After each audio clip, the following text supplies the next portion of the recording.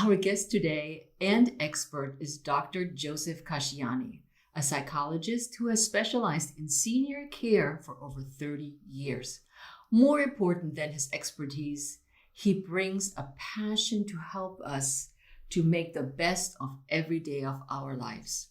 Dr. Casciani focuses on successful aging and managing setbacks along the way with stories, inspiration, and a good measure of positivity.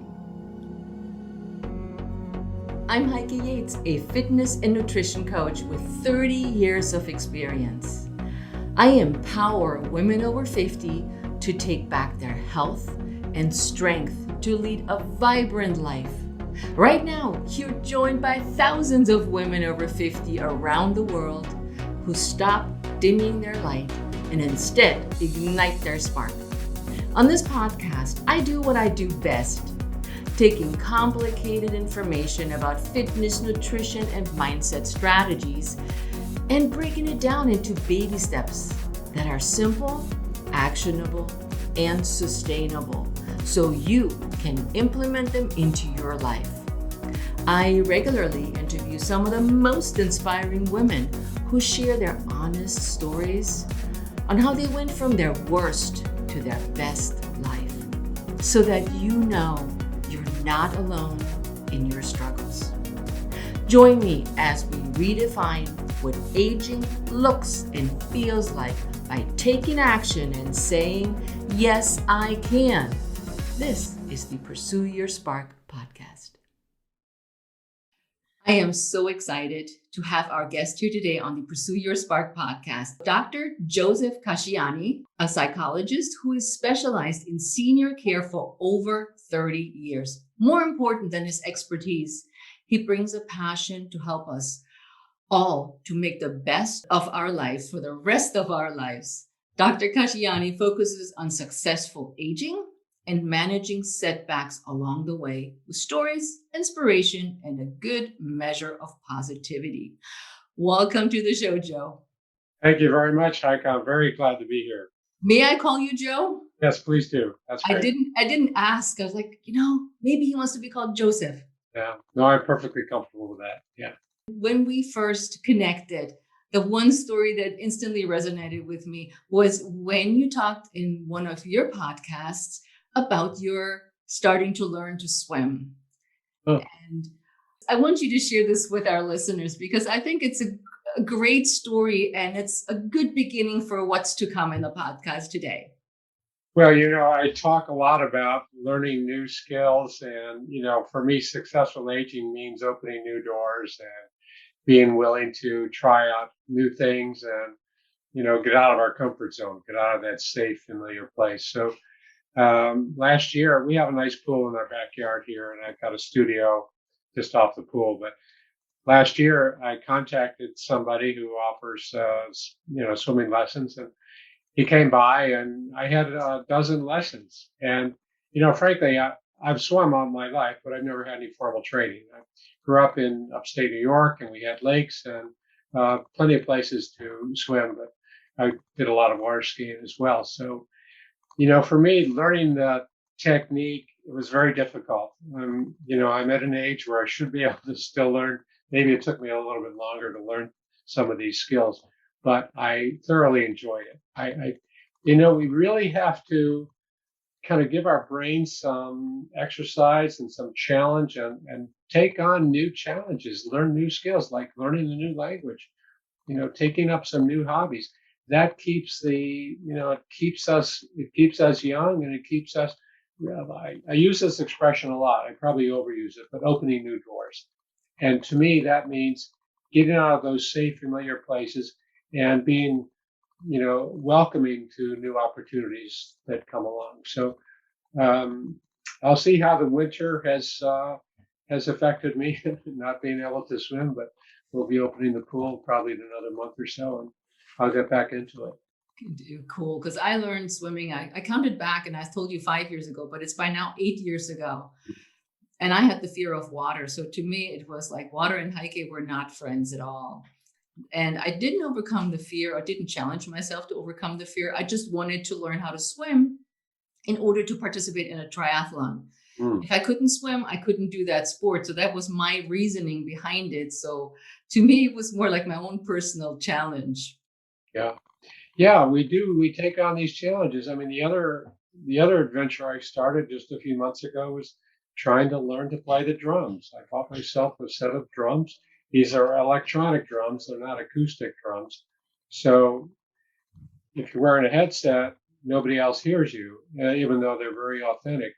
And I've been at this about 2 or 3 months now, and trying different types of teachers. I've been online and I've bought some CDs, and a friend has been giving me some tips. So I haven't quite found the best method to learn yet, but I do love it.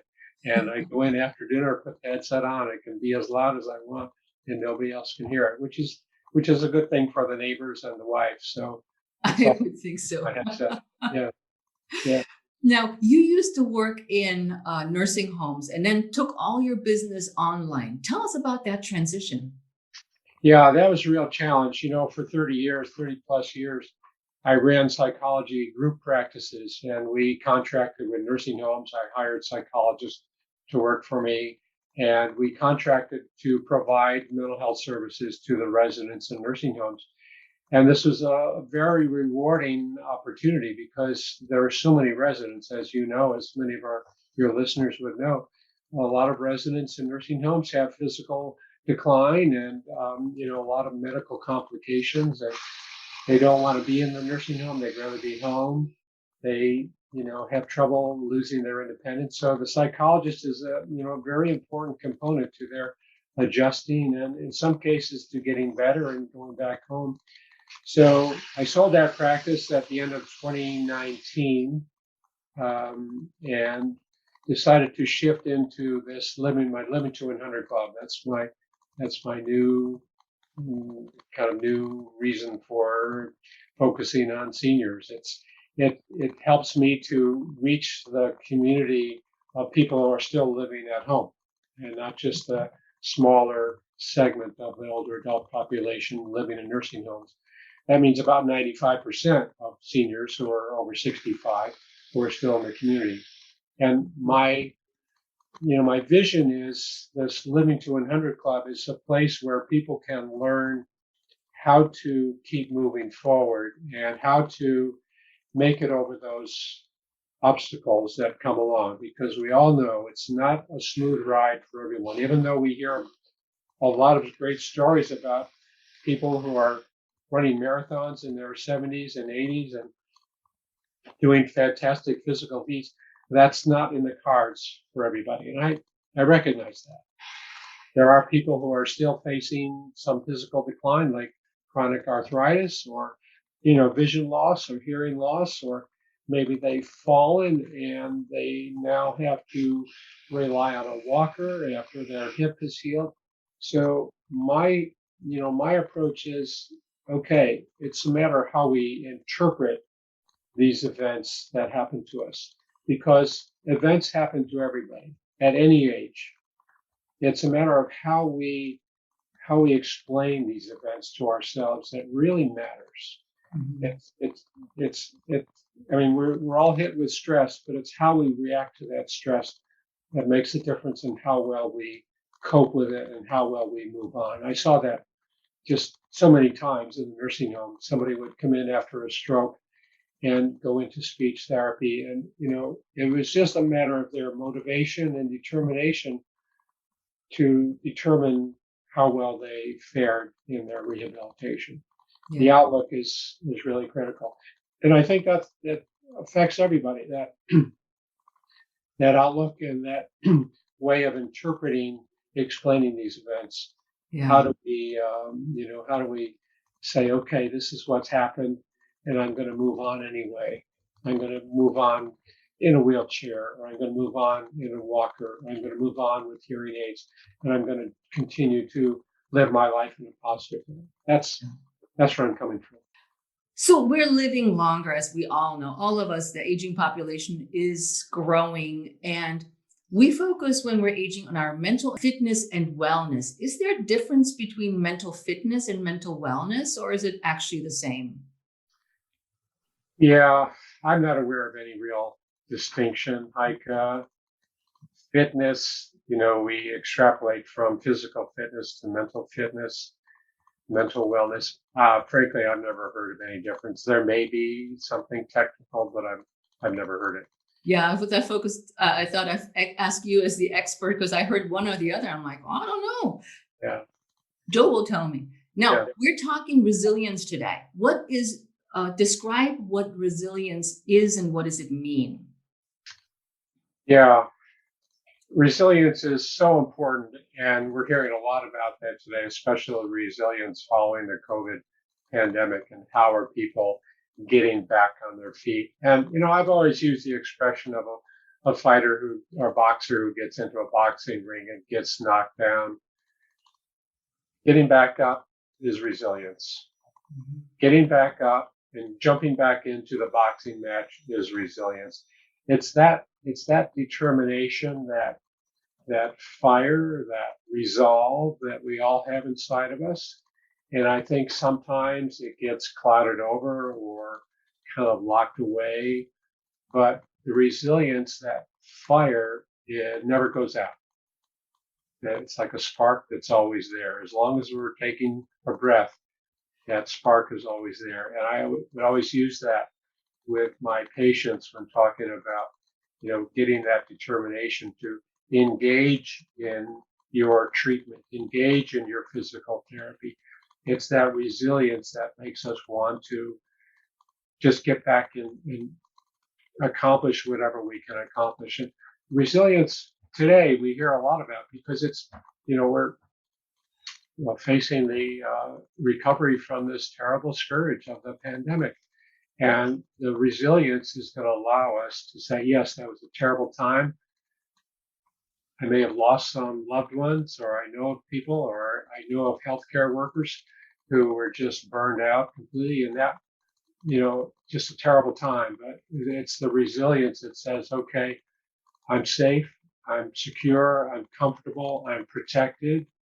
And you need that feeling of comfort and security in order to tap into your resilience. If you're anxious, if you're depressed, you're not going to connect with it. But once you feel that things are okay and I'm doing everything I need to do for myself to take care of myself, protect myself, then I can start to move back out there. And yeah, Are there it's are there different categories of resilience, or different forms of resilience, like you know, mental resilience, for instance? uh, no, I'm not aware of any. We say physical resilience. I've never heard that expression. I've never heard that expression of physical resilience. I'm not aware of it. It's just more of a generic term, that determination. Hmm. So it's like, I think maybe some people just want to break it down in bits and pieces, although it sounds like it's more the same as a whole package for the person. Yeah, yeah, I would say so. I would say so. It's kind of this umbrella term that really determines how well we re-engage in our world. And Mhm. we do have to protect ourselves sometimes. We have to recoil and literally kind of isolate from the pandemic and kind of pull back and make sure we're safe and protected.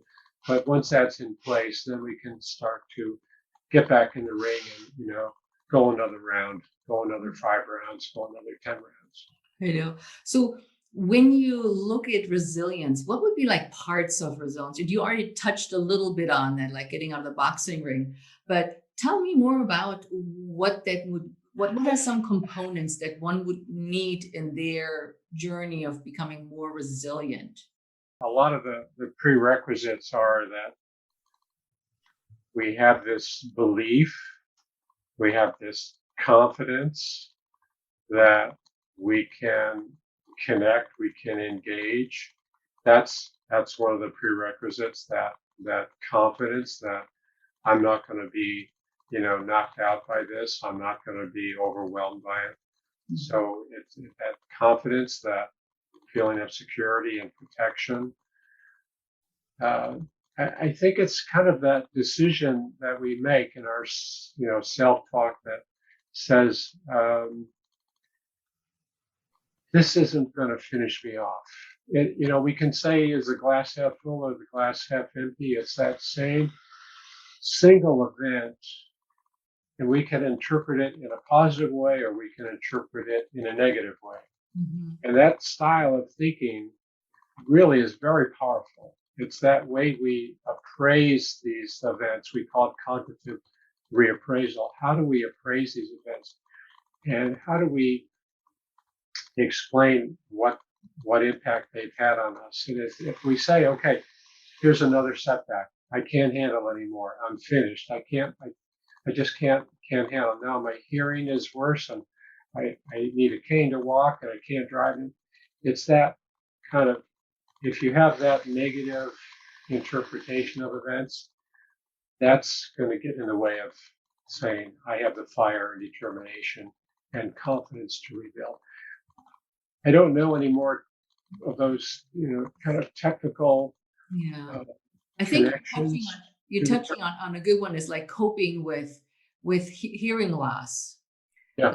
I totally can relate to that as we age because I'm deaf on one ear. So when somebody is getting to the point where they're hard of hearing and they miss out on conversations at dinner tables and then they get a hearing aid and things are not so good with a hearing aid. So the resilience of how do I cope with now I can't hear, and I can so relate to this because when I sit at a table, I have to sit with everybody on my right side because I can't hear anybody on my left.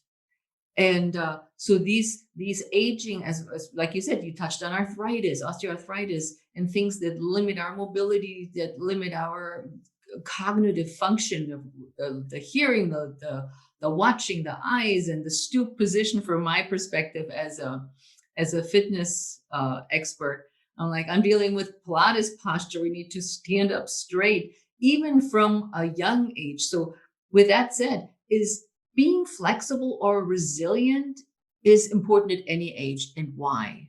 Yeah, of course. Of course, it's important at any age.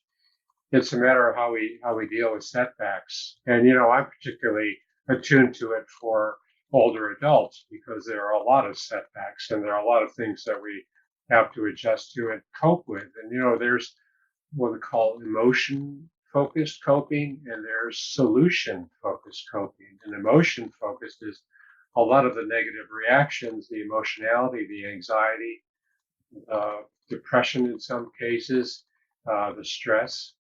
And then the solution focus is say, okay, here's the problem. How do I deal with it?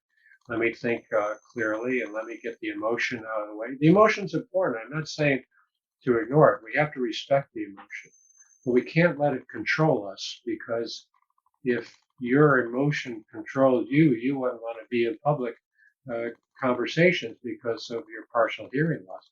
You can't let that emotion take over. So it's okay. This is the reality. This is what my limitations are, and I need to find some solutions to it. I need to find some aids, some technical aids, some physical aids, maybe a person that needs to come in and help with certain tasks at home. So we find out what the limitations are and we take care of. Otherwise, they're considered excess deficits. The person with vision loss, if he doesn't have glasses, that's an excess deficit. Why can't we fix that? If we have hearing loss, if we have chronic pain, we get some treatment for that. So we need to take care of any of those deficits that come along. And then again, once you've found, get back to as much of that state of kind of normalcy. I don't like the word normalcy, but as long as you're back in that place, then you can continue to move on. But you can't ignore that. You can't ignore the setbacks. You can't ignore the problems. You have to stop and find out what are some of the solutions to it. So why do we tend to ignore those problems? Well, yeah, a lot of it is because we're feeling kind of helpless. What's the use? This comes with the territory. I'm 60 years old. My hair is turning gray, or I'm 75 years old. whatever. If I'm pointing to all the listeners, I'm pointing to Mike right here. There's a certain amount of denial because denial helps us to deal with some of the unpleasant realities. And again, unpleasant is a subjective term because it doesn't have to be unpleasant. We kind of accept the positives about aging. We don't have to dwell on the negatives. But that denial is very powerful. And as I worked with folks in the nursing home, denial was very rampant. The person would come in on 10 medications and, just have a long list of different medical problems. And they didn't want to address it. They said, no, I'm doing fine. I'm going to be going home, in a few weeks when my family wants me back home.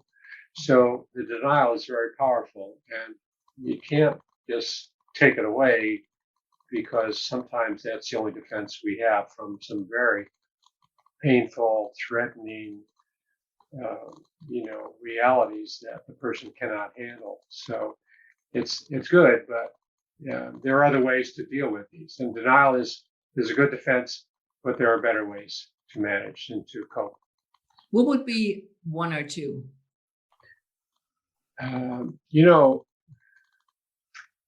I think sometimes when we're feeling down, when we're feeling depressed, when we're feeling like nothing's going right, one of the things that depression does really well is that it narrows our perspective. So all we see is what's wrong. And that's when the denial comes in. We don't want to deal with it. And I'm saying, okay, instead of looking at only the failures or disappointments or losses, let's take that filter off. Maybe it's like blinkers that horses wear. Let's take those blinkers off and let's look at the whole picture. Let's not dwell on everything that's going wrong. Let's find some things that are going right. Let's look at the strengths we still have. Let's look at the positives. Let's look at what I call residual strengths that are still there in the face of whatever else is going wrong. And you'd be surprised that, once you point out one exception to, everything is wrong, one exception, that maybe one small thing that's right, that's something to build on. And that's something that opens up, kind of clears the clouds away. You see a little blue sky coming through. It's that one exception that can make all the difference. So again, denial is a very limited, constricted way to manage these stresses or losses. But let's take away some of those filters that only lets the negatives in. Let's see the whole picture, like taking the blinkers off the horse so we can see all around us. We don't just see what's straight in front of us. So that I use that a lot with individuals who are either one extreme to the other. Everything is wrong, or no, everything is great. I'm going home. I'm going to be back in good shape. Mm-hmm. So there's some places in the middle where it's not one extreme to the other. So denial is, like I said, it's useful to a point. Mm-hmm. Yeah. When I think of your example, I have a clear picture of somebody that's very close to me in mind, and that either sees everything all bad and then suddenly everything's all good. And it's like this, suddenly everything is all good is so fake that you can see through it, that it's this happy, like, I'm fine, this is great, I'm loving this. And in the back, I'm saying, yeah, you're not. I can tell by the way you're acting. So, and I think these negative thoughts also lead a lot to depression as we age as well, when we're just thinking the negatives and not see anything good. Yeah. I mean, we see that all the time. And we used to have, it's getting better, but we used to have these stereotypes, ageist stereotypes, that aging is a time of loneliness and dependency and frailty and decline. And fortunately, there's much more informed population now that aging brings with it opportunity and connection and wisdom and compassion and reaching out. So um, there are people who kind of look forward and say, "Gee, I'm 55 years old. I can't imagine myself at 70 or 80 or 90." And to me, it's like, it's another chapter, right? We've got a lot of chapters in our life, and it's time for a new chapter. And imagine the person who's been married 40 years and a spouse passes away. How am I ever going to function, in the future? It looks too dark and too lonely. Well, we grieve and we go through that loss and bereavement, and we come out of it saying, I've got a new chapter to write. Mm-hmm. Or a spouse comes down with dementia, and here I am now, a caregiver for my wife, and she was always so vital and vibrant, and now I've got to help her. So that's my chapter. That's a new chapter. It's, I call it writing new scripts. And, the person you're talking about going from dark to overly bright, I mean, maybe there's a point where he or she can write a new script about what kind of character I want to be in the future, because we're not defined by who we were yesterday. That's the beauty of all this. We're not defined by what happened yesterday or last year, 20 years ago. I can start a new script. I can write a new character for myself. And it's up to me, however I want to create that character. Yeah, I mean, that sounds idyllic and sounds a little bit, far out there, but there's a lot of substance to it, because and I had couple of Hollywood actors on my podcast last year, and we talked about that very thing, how important it is to understand that, characters are written all the time in the movies and TV shows. And for someone who, has to learn a new character, yeah, you do it for a job as an actor, but maybe you do it in real life too. We learn a new character, we learn a new role. And, I love the notion of writing a new script for ourselves. Mm-hmm. And that the beauty is that when we do that, nobody can take it away from us. I mean, this is ours. Nobody can say, "Oh, you're foolish," or your doctor can't say, "Oh, no, you slow down a little bit. You're 75." Nobody can take that away from us. That's the beauty. When we find this new spirit and energy and drive, it's ours, and it's ours forever. That's the best part. Nobody can take it away from us. You said, and I think in your book, you flip the switch and you change the narrative. How do you do that? How do you flip the switch and change the narrative to build that resilience and that flexibility going forward? It is like flipping a switch. You're right. I'll tell you a story. I love this story about Steve Jobs. We all know Steve Jobs was the creator of Apple. And Steve Jobs was adopted. He found out he was adopted when he was 10 or 12, a preteen, and he was completely devastated. How could my parents, my biological parents, give me up for adoption? I must be completely worthless. I must have no value. Nobody wants me. My own parents didn't want me. Well, his adopted parents said, "Steve, we adopted you as an infant because you were the most important person to us in the world. You were the most beautiful child we ever saw, and we adopted you." So that's how Steve Jobs flipped his switch. He went from being totally worthless, unlovable, to being the most important person in the world. And what happened? His adopted parents didn't give him any new skills or talents or abilities. It was Steve's mindset, Steve's definition of himself that said, "Okay, I'm not that worthless person. I really do have some value." And we know the story. I mean, just imagine if Steve Jobs Never had that conversation with his adopted parents.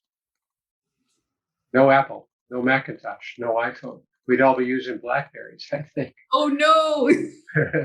Well, I mean, what happens if people hear this story about Steve Jobs, and maybe they're able to say the same thing? Maybe I can flip that switch.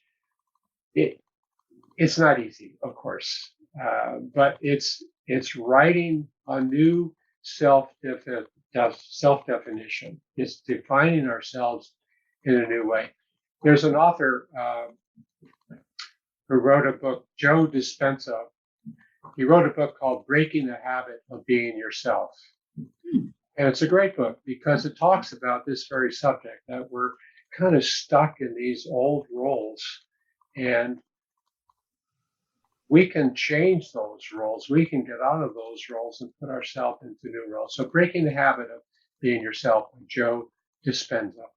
Good. We look that up and put it in the show notes for other listeners. So you Yeah. have the links. Any links that are mentioned in the show today will be in the show notes. So it's easy for you to get to Joe and find out about the book, because I definitely want to look up that book as well. Yeah, he's got a whole series. He's actually got a following of, I'd say millions. I don't know, but he does workshops around the world now. Several books. I've read a few of his books. They're really kind of enlightening. They kind of break through those barriers that we've had for so long. I love it. Now, the Steve Jobs is a great example. Yeah. What else could you have as a example so people can visualize themselves, and like, how do you view yourself, or change how you live, or avoid crisis, or anything that comes to mind when it comes to resilience? What would be good examples, Joe? I think those stories, say a lot. The expression is the glass half full or half empty. That's a matter of perception. How do we perceive ourselves at 70 years old, strong or weak? Is a glass half full or half empty? It's an 8-ounce glass and 4 ounces of water. It's both. And you decide, right? You decide if it's half full or half empty. And I use this exercise when I give presentations to large groups. I break the room up into halves, right half and left half. And I say, everybody on the left half, I want you to look around the room and find everything that's wrong with it. The stains on the carpet, the marks on the walls, maybe broken blinds or windows or lights that aren't working. And the people on the right, I want you to look around and find everything that's good about the room. New paint, sunshine coming through, plants or whatever. And then I'd go back and forth over it, and I'd ask some people from the left, tell me what you see, and ask some people from the right, and tell me what you see. And my point was, it's the same room. What are you looking for? Are you looking for what's wrong, or are you looking for what's right? It's the same room. Is the glass half full or half empty? It's that mindset. Are we looking for finding something that's good, or are we looking for finding more things that are wrong? So, yeah, the point is we should focus on what's working, not dwell on what's wrong. A lot of times we spend time fixing what's wrong. Okay, sometimes, but let's focus on what's doing right and keep doing more of that. Let's amplify what's doing right. If we're having fun doing this, let's keep doing it. Or if we're really good at that task, let's keep doing that. And let's stop trying to fix what's wrong. The other story I like to tell, and this is about a gentleman from Holland. His name was Emil Ratelband. Emil was 69 years old, and he worked in television. And he felt he was discriminated against because of his age. He said, I can't go online and get dates. The girls or women are not interested because of my age. I can't get a bank loan for a new house. I can't go out and buy a sports car that I really want at my age. So I want to change my age. He went to the Dutch courts and said, I want to change my age to 49. People can change their name. And he said, even people now can change their gender. I should be able to change my age. So unfortunately, the Dutch courts came back and said, Mr. Ratelband, you cannot change your age. If you change your age to 49, there's 20 years of records in the Dutch registry and they'll all be void, and we can't do that. So you're entitled to feel however whatever age you want to feel. You can feel 49 if you want, but you can't change your age. So the point is, age is only a number. It doesn't matter what that number is. It's more a matter of how comfortable we are and how alive and how connected we are with our world and with our, our family and friends and hobbies and passion. And that's what matters. So to me, successful aging is that engagement, nonstop engagement. There's a book I just finished by Twyla Tharp called Keep It Moving. She's the choreographer, famous dancer, choreographer in New York. And she wrote this great book on Keep It Moving. And it's all about staying connected. She's still teaching, and I think she's almost 80, and she still creates choreographies. So it's that nonstop engagement that really keeps us moving, keeps us alive. My financial advisor the other day, well, a couple of weeks ago, but for me, it's always the other day, said, "Hey, Heike, you can retire in 3 years." And I looked at him and I'm going, I'm 63 in 3 years. What am I going to do with my life? And he says, well, I don't know. I was like, probably the same as I do before, because I love teaching Pilates, and Pilates keeps people physically really strong, flexible, and all these wonderful things. I said, I can't see myself ever stopping. So when you think of that movement, motion, momentum forward, what would be 3 things you can share with our listeners that they can start today or tomorrow? No, not tomorrow. We do everything today. We're starting today to change the narrative, to change their mindset, to think about something that's one thing in their life that they just don't like, or they don't like the circumstances. What could they do to start the baby steps process? Yeah. Well, first of all, I recommend people continue working as long as possible. I mean, not necessarily in the same job. Retirement is fine if you want to leave a job, but the important thing is to stay engaged and to find a new job. There's plenty of opportunities for these private gigs now. We can do all kinds of things as a driver, as a babysitter, doing test products, and there's all kinds of things. But anyway, staying engaged, and I think that's super important. When we look at people who are living longest around the world, the centenarians, some of your listeners may be familiar with the blue zones. And the blue zones are 5 geographic areas around the world where there are more centenarians than anywhere else. And these are the Greek island of Icaria, Costa Rica, Loma Linda in California, Poliastra region in Sicily, and one more. But 5 regions, and they've identified a lot of lifestyle characteristics, and we've heard a lot about healthy diet, like plant-based food. They don't eat a lot of meat, alcohol, and moderation. But the big one, and I see this so many times, is some kind of a passion or hobby or something that gives us real meaning and purpose. To me, I can see that's what gives us a reason to wake up in the morning and put a smile on our face and say, what's my objective today? So we need some kind of a passion. Maybe it's a hobby, maybe it's a volunteer program, maybe it's a part-time job, maybe it's, contributing to some community agency, but we need something in our life that gives us that kind of meaning and purpose. And again, I mentioned earlier about learning a new language, taking courses. There's so many online courses now, and they're free, and we can go to colleges now online, and we don't have to, register and be matriculated. We can just take some free online courses, and we can learn new skills. We can, study new subjects that we never had time for. So, we have to keep opening those doors, and it's the whole notion of kind of getting stuck in this single role about what's in store for me, and there's nothing out there.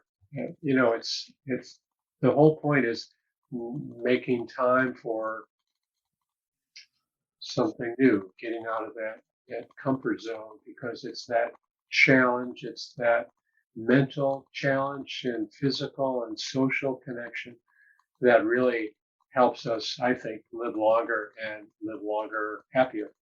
Yeah, absolutely. That principle can also be applied to. I also talk to women or people that are empty nesters, and it's a very straight correlation, at least in my mind, about exactly what you said. Have a passion, find a hobby, get outside of your head. Don't be stuck in that role that you were in, that was good or served you for a time, but now it's time to change the narrative. Yeah. Yeah. Well, those places are comfortable. The comfort zone is it's comfortable, it's safe, it's predictable, it's familiar, it's what I always knew. I go this way to the store, or I wear these kind of clothes, I only shop at this. So that's so familiar. It's safe and it's predictable, and it keeps the anxiety down. Very But true. also it narrows our world. Our world. So do you take a different way every time you go to the store? No, I don't go to the store. You're delivered?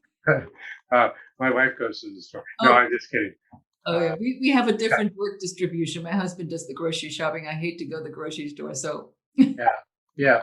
Well, I mean, you understand. It's the notion of trying the unfamiliar, trying the unpredictable. Um, yeah, saying what's behind this door, what's behind that door, and we don't know until we open it. yep. Yeah, Yeah, I love it. I was like, I'm an eternal optimist. I'm like, just people are like, seriously, how can you be so optimistic? I'm like, I don't know. It's mm, just I see the good everything and I see an opportunity everywhere, and I'm willing to try almost anything within reason. Uh, I don't eat any cicada, so peeps, I'm not doing that. That's not that kind of challenge. But mm, I just so want people to feel that way, and that's why I love having you on the show to talk about this. That we're not stuck, that we're not in a crisis, that we're not done when we are over 50 or over 60. We're not done. yeah. No, I think that's great. That eternal optimism, I think, is great. And some of us don't really know what's inside. How many dimensions there are that are untapped, and it's that coming from a safe, usual role, that same definition. Like I said, creating a new role, and I love the story about Michelangelo. The painter and sculptor, and he created these sculptures that were just magnificent, and created such awe. And people would ask him, how could you create such a beautiful statue from a block of marble? And he said, well, it's the job of the sculptor to find that person, that object, that creation inside the block of stone. And that's what I do. It's like, how much is there inside of each of us that's not tapped, that's not quite refined? Maybe there's some new characters we can uncover that we didn't even know about. Very, That's the beauty in all of this. It's wide open. It's infinite. that's true. Let me ask you a couple of final questions before we finish. What would you say, Joe, is one of your best habits? One of my best habits, Mhm. uh, you know, I'm a hard worker. I mean, I've been described as a locomotive, you know. When I get set on something, nothing can detract me, nothing can distract me. I just keep moving, and I'm tenacious that way. I think that's what I love about myself the most. It's that tenacity and perseverance. When I've got my mind set to something, I get distracted. But when I set my mind to something, I I'm just like a steam locomotive that keeps on rolling. That is determination for sure. Yeah. And how can people reach you and work with you in your Living 100 Club? Perhaps get a hold of your book as well, including your social media handles. Yeah, Go. yeah. Thanks for asking. My website is the Living to 100 Club. It's www.living to100, T-O, and the number 100, .club, not .com or .org, but .club. So if you go there, you'll see a lot of resources. I have a blog series that I've written, and I've got podcasts. And a recent addition is what's called uh, bounce back from setbacks. People can call me and connect, and we can talk about some of these physical setbacks, emotional setbacks, things that are keeping us stuck. And they're called my resilience calls, resilience with Dr. Joe. So people can go online and tap into that. It's just being offered, just came out last week, and there's also another option for more series of calls. The first one is just a single call, but a second option is a series of 6 calls over 3 months, 2 calls a month. And we work on, just whatever issues are heavy for the individual. My book is called Living Longer is the New Normal. I like that. And it's a lot about what I've talked about today, and finding our inner drive and determination and our style of thinking that can really influence how well we cope with new challenges. It's on Amazon. Living Longer is the New Normal. I have a Facebook page, Facebook /Living to 100, Twitter handle. I'm on LinkedIn. The LinkedIn is under my name, /J Casciani. So I'm out there, and if people want to contact me, my email is jc@livingto100.club. That's my email address. I'm happy to take emails. I respond right away to inquiries or comments. So I encourage people to contact me. And if you have questions about my club, let me know. Does anybody ever call you JC? No. I saw when you sent me your first email, I was like, I bet he's JC. He's not Joe, he's JC. Someone did comment on that. She was using an old email address. And I said, no, Susie, you should really use JC. He said, oh, JC, and I get it. Yeah. So, That's pretty cool. I mean, you want to roll with the cool kids? You're JC. yeah. I can't change it now. Oh, I could change it. Whatever, it is all good. Now, thank you so much for joining us today, Joe. It was great. so informative.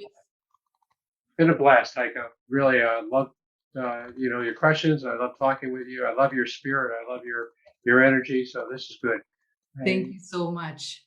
And to all the listeners, this is also a video recording. So if you like to see Dr. Joe live in person, you will find the link in all the links that we talked about today in the show notes. Reach out to us on social media. You know how to find me at Heike Yates everywhere on all social media platforms, except on Facebook. I'm Heike Yates, Pursue Your Spark. And we want to know, do you need help with anything? Do you have any questions? Comments are more than welcome. So interact with us and don't just listen or watch. Talk to us. We want to know. So with that, my friends, I am out of here, and I'll see you next week on the Pursue Your Spark podcast. Ciao.